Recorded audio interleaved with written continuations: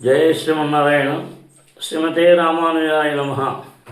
కృష్ణం వందే జగద్గురుం. ఆండాళ్ దివ్య తిరువడిగలే శరణం. అమ్మ, మనం ధనుమాసం మొదలై 10 రోజులైంది. ఈరోజు మనం 11వ రోజు, అంటే 11వ ఉపాసనానికి వచ్చాం. అంచేత ఈ 11వ ఉపాసనం ఒక్కసారి అనుసంధానం చేసుకుని తర్వాత మామూలుగా మనం అర్థం తెలుసుకోవడానికి మన వరకు మనం ప్రయత్నం చేద్దాం. ఆండాళ్ దివ్య తిరువడిగలే శరణం. భారద్వాజ కులాంబోధి చంద్రం శ్రీ పురుషోత్తమం వేదాంతో భయని తత్వార్థ జ్ఞానదం గురుమాశ్రయే. శ్రీశైలేశ దయాపాత్రం దీభక్త్యాదిగుణార్ణవం యతీంద్రప్రవణం వందే రమ్యజామాతరం మునిం. లక్ష్మీనాథసమారంభాం నాథయామధ్యమాం అస్మదాచార్యపర్యంతాం వందే గురుపరంపరాం. నీలాతుంగస్సనగిరితటీ సుప్తముద్భోజ్య కృష్ణం పారాజ్యం సంశ్రుతి శతశిరసిద్ధమధ్యాపయంతి. సోచ్ఛిష్టాయాం సజనిగళితం యావలాకుచ్చవృంతే గోదా తస్యై నమ ఇదమిదం భూయేవాస్తు భూయః. అమ్మ, మనం ఒకసారి ఈ 11వ ఉపాసనం అనుసంధానం చేసుకుని అర్థానికి వెళ్దాం. கத்துக்கரவை கணங்கள் பலகரந்து செத்தாறு திளலடிய சென்னு செருச்செய்யும் குத்தமுன்னில்லாத கோவலரதம் பொற்கொடியே புத்திரவருகுள் புனமையிலே போதராய். சுத்தத்து தோரிமாரெல்லாரும் வந்து நின்முத்தம் புகுந்து முகில்வண்ணன் பேரு பாட. சித்தாதே பேசாதே செல்வ பெண்டாட்டி நீ எத்து குரங்கும் பொருள் ஏலோரிம்பாவாய். ஆண்டாள் திவ்ய திருவடிகளே శరణం. అమ్మా, మనం ఈరోజు 11వ ఉపాసనం అనుసంధానం చేసుకున్నాం. తర్వాత అర్థాన్ని తెలుసుకోవడానికి ప్రయత్నంలో మనం ఉన్నాం. ఈ 11వ రోజున పరమాత్మను అనుభవించడానికి తగిన బంగారు తీగ వంటి గోపెమ్మను మేల్కొల్పుతున్నారు. ముందు మేల్కొలిన వారంతా కలసి. கத்துக்கரவை கணங்கள் பல்கரந்து செட்டார திளலடிய சென்னு செருச்செய்யும் కుత్త మున్నిల్లాద కోవలరథం పొర్కొడియే అని లేపుతున్నారు. లేగదూడలు కలిగిన గోవులను, దూడల తల్లులైనప్పటికీ గోవులు కూడా లేగదూడలనే ఉన్నాయట. అటువంటి గోవుల గుంపులను పాలు పితుకుతూ శత్రువుల బలమును నశింపజేసేది, దోషం లేనిది అయిన గొల్ల పొలంలో పుట్టిన బంగారు తీగ వంటి దానా లేవమ్మా అని పిలుస్తున్నారు. 4-5 ఈతలు ఈనినప్పటికీ లేగ దూడవలే ఉంటాయట బృందావనంలో ఉండే గోవులు. పరమపదంలో ఉండే నిత్యశూరులంతా పరమపదనాథుని అనుభవించుతూ పొందే ఆనందం చేత ఎప్పుడు 30 సంవత్సరం వయసు గలవారుగానే ఉన్నట్టు ఈ గోవులు కూడా బాలకృష్ణుని చేత మేపపడడం వలన వాణిని అనుభవించిన ఆనందం చేత చిన్ని దూడలుగా కనబడుతూ ఉంటాయట. పరమాత్మకు గోవులను మేపడం అంటే అంత ఇష్టం కదా. కన్ను ఎత్తు యుగంద కాళాయన్నం లేగదూడలను మేపి చాలా ఆనందపడిపోయిన చిన్నవాడా అన్నారు తిరుమంగయాళ్ళు వారు. అనగా స్వరక్షణలో అన్వయం లేని వారిని చూస్తే అంత ఆనందమట అతడికి. ఆ ఆనందం చేత వర్షం మధ్యగతం బాలహ అన్నట్టు తాను చిన్న పిల్లవాడైపోయి ఆడుకుంటూ ఉంటాడట. మా చూడండి, అది ఆయన అక్కడ ఉన్నాడంటే దాంట్లో ఉన్న మహత్యం మహత్తరమైన విషయం అన్నమాట. ఆయన ఉండటమే మరి మరి వారు చేసుకున్న అదృష్టం. అమ్మ నందు మహారాజు యశోదమ్మ గారు వారి పరిపాలనలో ఉన్న గోకులంలో 60,000 సంవత్సరం వయసు గల దశరథుడు, దశరథ మహారాజుకి 60,000 సంవత్సరాల వయసుట. దశరథుడు శ్రీరామచంద్రుని చూడగానే భవామి దృశ్యా పునర్యువేనా, తిరిగి 30 సంవత్సరం వయసు గల వాని వలె అయ్యాడట ఆనందం చేత. ఆ విధంగా ఈ గోవులు కూడా కృష్ణ పరమాత్మను అనుభవించిన ఆనందం చేత ఎప్పుడూ చిన్న దూడల వలె కనిపిస్తూ ఉంటాయట. అటువంటి గోవులు ఎన్ని ఉన్నాయి బృందావనంలో అంటే సర్వేశ్వరుని కళ్యాణ గుణములైన లెక్క పట్టవచ్చు, ఆకాశంలో నక్షత్రములనైనా లెక్క పెట్టవచ్చు. కానీ బృందావనంలో ఉండే గోవుల గుంపులను లెక్క పెట్టలేము. అన్ని గోవులు కాదు, గోవుల గుంపులచే లెక్క పెట్టలేమట. అంటే గోవులు ఇన్నది కాదు, గుంపులే ఉన్నాయి, గోవుల గుంపులే ఉన్నాయి. 100, 1000, 2000 గోవులు లెక్క పెడతావు, గుంపులు లెక్క పెట్టలేము. అంటే గుంపులో ఎన్ని ఉన్నాయి, అన్ని గుంపులను కూడా శ్రమ లేకుండా పాలు పితికే శక్తి గలవారు గోపకులు. అది గోపకులు గొప్పదనం. భగవంతుడు ఒక్కడైనప్పటికీ సకల జీవులను సృష్టించినట్టు శ్రీరామచంద్రుడు లేత వయస్సులోనే అస్త్ర శస్త్ర శాస్త్రములన్నిటిలోనూ ప్రవీణుడైనట్టు మన పూర్వాచార్యులలో ఒకరైన భట్టరు వారు జనతనమునందే సకల దివ్య ప్రబంధములలోనూ వేదశాస్త్రములలోనూ ప్రవీణుడైనట్టు ఈ గొల్లవారు కూడా ఎన్ని గుంపులు గోవులున్నా శ్రమ లేకుండా పాలు పితుకగలరట. అది 5 లక్షల కుటుంబాలంటే మరి ఈ గోవులు ఎన్నున్నాయన్నది గుంపులే లెక్క పెట్టలేమంటున్నారు. శత్రువుల బలం పోయేట్టు వారిని జయించే గోపకులు అంటున్నారు. గోపకులకు శత్రువులు ఉంటారా అంటే ఎందుకుండరు, వారికిగా శత్రువులు లేరు. కానీ భగవానుని శత్రువులు వారి శత్రువులే కదా. అది శ్రీకృష్ణ పరమాత్మను చూచి సహించలేని కంసుడు వారికి శత్రువు, భాగవతులైన పాండవులను చూచి సహించలేని దుర్యోధనుడు పరమాత్మకు శత్రువు. భాగవతులను చూచి సహించలేని వారు భగవంతునికి విరోధులు కదా. అందుచేత కంసుడు సరిగా ఉంటాడా? సరే, లేక మన కృష్ణయ్యకు ఏమైనా చెరువు చేయదలుచుకున్నాడా? మన చేతిలోని కర్రతో వాని పని పట్టించుదామనే వీరులు ఈ గోపబాలురట. అటువంటి మహనీయులైన గోపకులు వంశమునకు జనకానాం కులే కీర్తి మహారిష్యతి మే సుత. సీతాదేవి అవతరించినందువల్ల జనక కులమునకే కీర్తి కలిగినట్టు ఈ గోపిక అవతరించడం చేత గొల్ల కులమునకే ప్రకాశం కలిగింది అని దీని భావం. బంగారు తీగ వంటిదానా అనటంలో తీగ ఎలా కొమ్మను విడిచి ఉండలేదో అలానే శ్రీకృష్ణ పరమాత్మను విడిచి ఉండలేని స్థితి గలదానా లేవమ్మా అంటున్నారు. పోదరాయ్ రావమ్మ శోభయం దండకారణ్యం అన్నట్టు శ్రీరామచంద్రుడు దండకారణ్యంలో ప్రవేశించితే ఆ అరణ్యమునకు శోభ కలిగినట్టు నీవు మా స్త్రీ బృందం అనే వనంలో ప్రవేశించితే కానీ శోభస్కరం కాదమ్మా రావమ్మా అనగా, సరే నేను రేవటానికి అంతా వచ్చారా?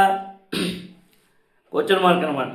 అందరూ వచ్చారా అనగా, సుత్తత్తు తోడిమారెళ్ళారు అందు చుట్టాలు స్నేహితులు అంతా వచ్చారమ్మా అంటున్నారు. మన అండాల తల్లికి ఈ గోకుల బృందావనంలో ఉండేవారంతా చుట్టాలు స్నేహితులు అన్నమాట.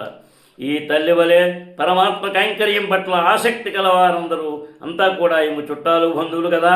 అటువంటి అనన్య ప్రయోజనములైన గోపికలంతా వచ్చి అంటున్నారు కదా, నిన్ను మొత్తం పుగందు ముగిల్ వన్నన్ పేర్పాడా. పరమ ప్రాప్యమైన నీ ఇంటి ముందుకు వచ్చి నీలమేఘశ్యాముడైన పరమాత్మ నామ సంకీర్తనం చేస్తున్నప్పటికీ అంటున్నారు. పరమప్రాప్యమైన ఇంటి ముందు ప్రవేశించి పరమాత్మను పాడుతూ ఉండగా సిద్ధాదే పీసాదే సెల్వపెండాట్టి నీ ఎత్తు కురంగం పొరులే లోరెంబావాయ్. మేమెంతమంది శ్రీకృష్ణ పరమాత్మ కళ్యాణ గుణములను పాడుతున్నప్పటికీ నీవు కొంచెమైనా కదలిక లేకుండా మాట్లాడకుండా ఎలా పండుకున్నావమ్మా అంటున్నారు. అనగా ఈమె కదలిక వార్త వీరి కళ్ళకు చెవులకు ఆహారం అన్నమాట. నీ వార్తలే మాకు జీవనాధారం కదా తల్లి. నీవు లోపల పరమాత్మను ఎంతగా అనుభవించుతూ ఆనందం పొందుతున్నప్పటికీ భాగవతులు లేని భగవదానందం అసమగ్రం అన్న సంగతి తెలియదా తల్లి? అడియార్గళే కుళాగై ఉడన్ కూడవ తెనుకులో అని కదా మన వారి వాక్కు. పరమాత్మను అనుభవించే భాగవతోత్తములను ఎప్పుడు సేవిస్తాను అని కదా ఉండాలి. అటువంటప్పుడు నీవు మా గోష్ఠిలోకి రాకుండా ఎందుకు నిద్రిస్తున్నావో తెలియలేదంటున్నా అమ్మా అంటూ రావమ్మా మా గోష్ఠిలోకి అని గొల్లకులమునకు తావి తెచ్చే బంగారు తీగ వంటి గోపికను ఇందులో రేపుతున్నారు. అమ్మా ఆ భావం పాసురంలో ఉన్న భావాన్ని తీసుకురావటానికి ఇలాగే మళ్ళీ దీనికి రెండో భావార్థం కూడా ఈరోజు గురు పరంపరలోని శ్రీమద్యామునమునయే నమః అనే 6వ వాక్యం చేత ప్రతిపాదింపబడే యామునాచార్యుల వారిని రేపుతున్నారు. కొత్త మొండిల్లాల కోవలదంపుర్కుడియే దోషం లేని గొల్ల కులంలో పుట్టిన బంగారు తీగ వంటిదానా అని కదా దాని అర్థం. అనగా దోషం లేని నాథమునుల వంశంలో పుట్టిన వారని. నాథమునులు పరమ భక్తి జ్ఞాన వైరాగ్యము కలవారు కదా. శ్రీవారు పరమపదించేప్పుడు తమ శిష్యులను పిలిచి నేను జీవించి ఉండగా నాకు మనుమడు పుట్టలేదు. మనుమడు పుడితే యమునత్వరవం అని పేరు పెట్టుకుందాం అనుకున్నాను.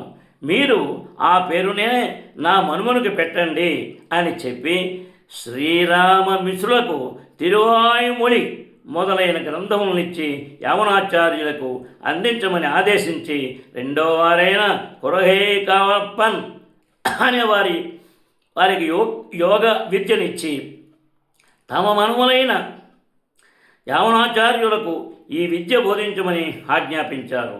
తరువాత కొంతకాలమునకు యమునాచార్యులు అవతరించిన తరువాత శ్రీరామమిత్రులు తమకు నాథమునులు ఇచ్చిన తిరువాయుముడి మొదలైన గ్రంథములన్నీ వారికి ఉపదేశించి కురుహై కామలప్పన్ అనే వారి వద్ద శ్రీనాథమునులు యోగ విద్య నిక్షేపించారని వారి వద్ద యోగ విద్యను గ్రహించమని యామునులకు చెప్పారు.